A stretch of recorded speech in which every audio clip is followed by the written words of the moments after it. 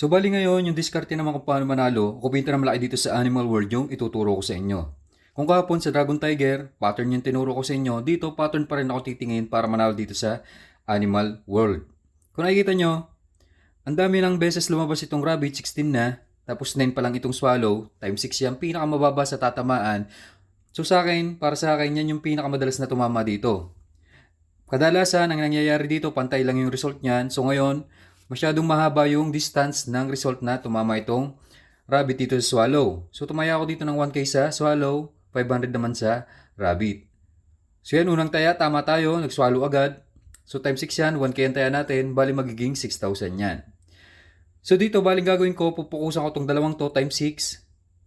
Lalo na yan kapag magkasunod na tumama itong swallow o kaya rabbit tapos swallow, kadalasan nag-alternate yung dalawang yan. Lalo na ngayon, kukunti pa lang beses na lumalabas itong swallow.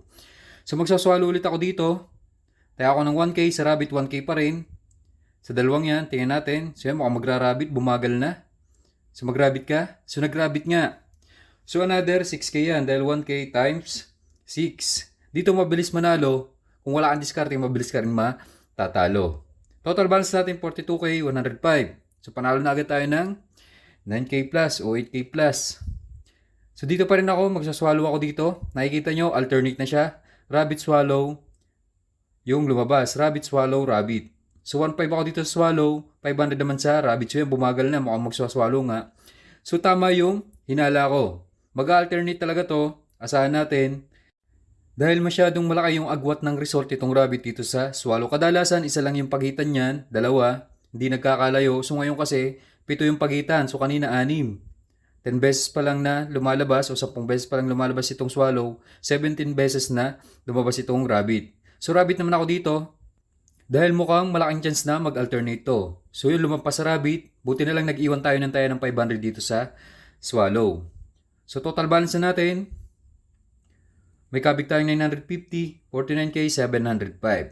So try natin tumama pa ng isa. Pag tumama tayo, manalo o matalo, ikakashout na natin yung balance natin. So dito pa rin ako, swallow at rabbit, pinupukusan ko to ngayon dahil yun lang yung dalawang yan yung lumalabas ngayon. 1.5 ako dito sa swallow, 500 naman sa rabbit, magkabaliktad naman. Tingnan natin kung tatama. So yung bumagal na, huwag ka lang lalampas. So nag-swallow nga, malaki-laki ito. 1.5 yung taya natin, times 6, bali 9,000 yan. So na-achieve ko na yung target balance ko, okay na ako dito.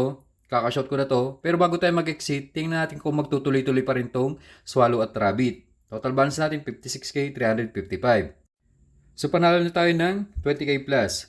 So tingnan natin kung anong lalabas ngayon. Tingnan natin kung magtutuloy-tuloy pa rin itong rabbit at swallow. So yun, bumagal na. Mukhang titigil na.